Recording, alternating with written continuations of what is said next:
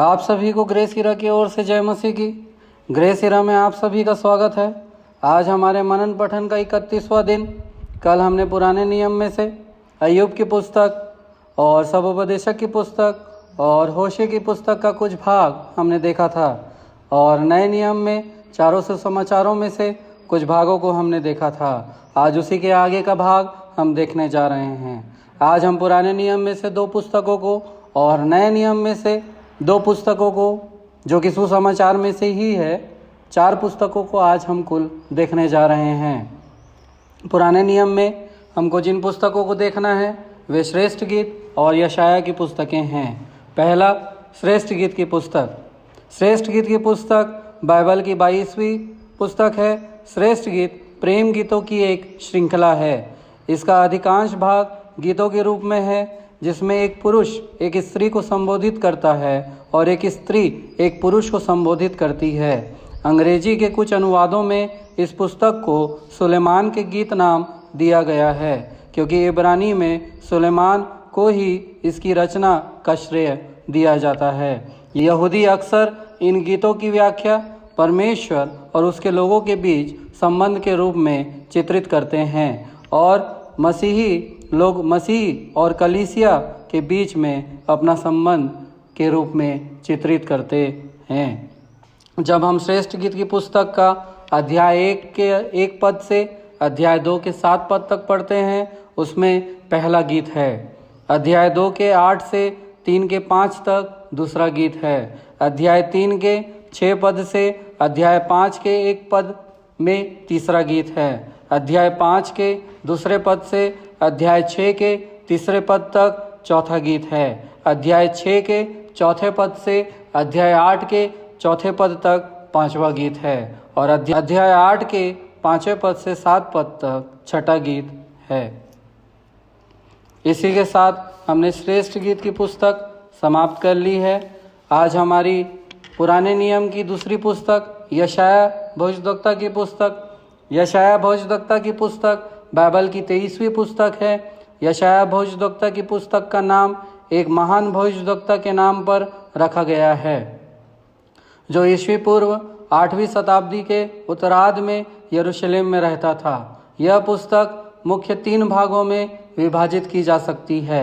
आज पहला भाग हम देख रहे हैं। पहला भाग अध्याय 1 से 39 अध्याय तक उस समय का वर्णन है जब यहूदा दक्षिणी राज्य को अपने एक पड़ोसी राज्य अशूर से खतरा पैदा हो गया था। यशाया ने यह देखा कि यहूदा जाति के अपने पाप और परमेश्वर की आज्ञा का उल्लंघन करना तथा उस पर विश्वास न करना ही वास्तविक खतरे की बात थी।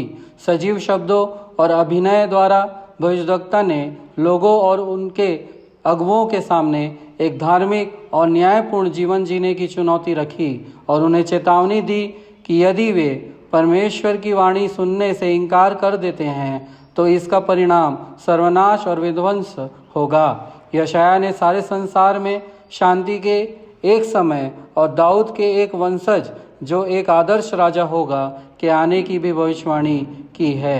बाकी 2 भागों को हम कल देखेंगे। यशाया की पुस्तक अध्याय 1 से अध्याय 20 तक के भाग को आज हमको देखना है। अध्याय 1 से अध्याय 12 तक जब हम पढ़ते हैं, चेतावनियाँ और प्रतिज्ञाएं हम उसका वर्णन पाते हैं। अध्याय 13 से अध्याय 20 तक के भाग को जब हम देखते हैं, उसमें जाति जाति के दंड के विषय में जो चर्चा है उसके कुछ भागों को हम देखते हैं। इसी के साथ हमने आज के पुराने नियम के भाग को समाप्त कर लिया है। आइए हम समय नहीं गंवाते, नए नियम के आज के भाग में जो हमको पढ़ना है वो है लूका रचित सुसमाचार अध्याय 10 और 11 और यूहन्ना रचित सुसमाचार अध्याय 8 और 9।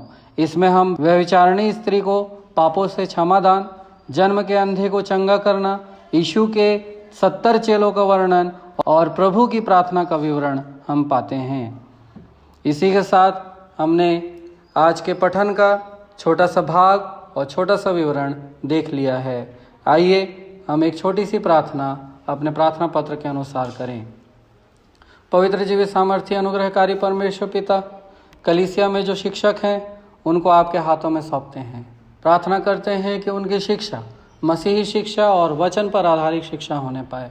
प्रार्थना करते हैं परमेश्वर सही शिक्षा देने में और समझने में उनकी सहायता और मदद करें। प्रार्थना करते हैं प्रभु हमारे व्यक्तिगत जीवन में हर परिस्थितियों में परमेश्वर हमको दृढ़ बनाने पाए। हर एक बातों में हम दृढ़ता से परमेश्वर पर विश्वास करते हुए आगे बढ़ने पाएँ। प्रार्थना करते हैं छत्तीसगढ़ के गौरेला पेंड्रा जिला और भारत के चंडीगढ़ राज्य के लिए।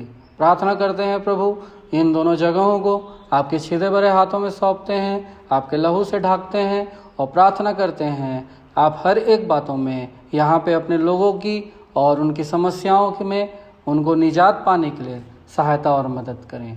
प्रार्थना करते हैं परमेश्वर आपकी महिमा आने वाले दिनों में इन दोनों जगहों में दिखाई देने वाली हो सके। हर एक बातों में आदर महिमा इज्जत गौरव जलाल आपको देते हैं। प्रार्थना यीशु के नाम से मांगते हैं, सुनिए और कबूल कीजिए, आमीन। हम पठन और मनन में आगे बढ़ें और परमेश्वर के साथ अपने संबंध को और मजबूत करें। कल मिलते हैं आगे के भागों के साथ। सबों को जय मसीह की। धन्यवाद।